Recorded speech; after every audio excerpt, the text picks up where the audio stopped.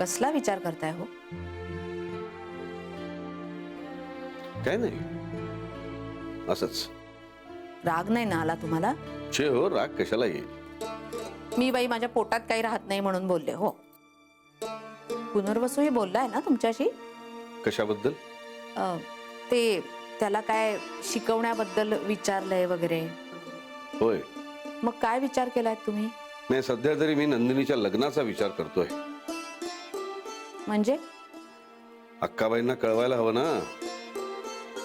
काय? दोन्ही बाजूनी होकार आहे ते. अगं बाई, अहो काय सांगताय काय? नंदिनीने स्वतः सांगितलं मला आणि मनापासून तयार आहेत त्या. आणि सुनीलच्या घरूनही पसंतीचा फोन आलाय. चला बाई, म्हणजे आज अगदी अजीर्ण होईल एवढ्या आनंदाच्या बातम्या येत आहेत. असू दे बाई, माझीच मेलीची नजर नको लागायला. देवापुढे साखर ठेवते हो आधी. होय.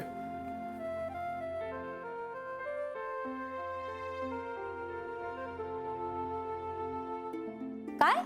अगं हो, मलाही ऐकल्यावर असाच धक्का बसला होता. अहो पण ठरलं कधी हे सगळं? काय माहित, त्यांचं त्यांनीच ठरवलं म्हणे.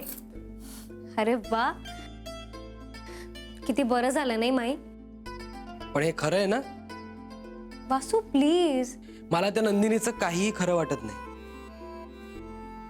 माणसं बदलतात अरे. आणि आता सगळं चांगलं होतंय ना, तर आपण कशाला मनात कडवटपणा ठेवायचा? माई कडवटपणा नाही, अनुभव आलेत आपल्याला. पण तो भूतकाळ झाला.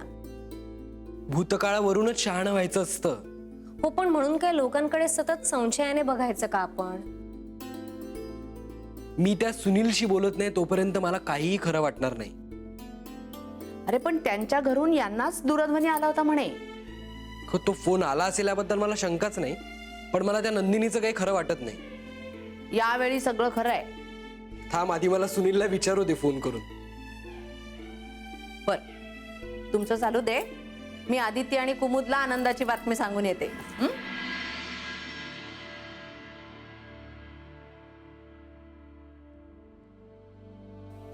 काय झालं? बिझी लागतोय. बर, तू कुठं जातेस? मी नंदिनीला अभिनंदन करणार आहे. उर्मी जरा थांब, आपण सुनील बरोबर एकदा सगळं कन्फर्म करूयात मग जा. तुला शंका आहे ना, तू कर. या सगळ्यात काहीही खोटेपणा आहे असं मला तरी नाही वाटत. अरेच.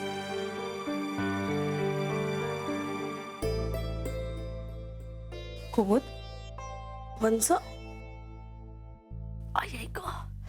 हे घे, केशर घातलेलं दूध आणलंय तुझ्यासाठी. अहो कशासाठी वंच? माई म्हणाली की तुला खूप मळमळत आहे, तिनेच पाठवले.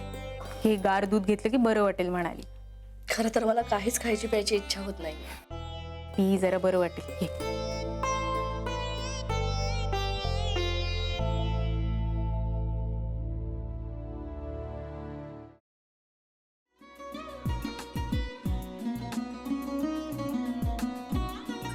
लावू का बरं?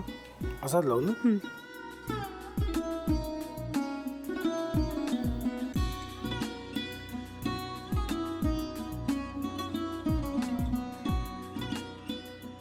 आता काय करायचंय? आता आपण ड्राय स्टफिंग दुसरं काय करणार आपण त्यात?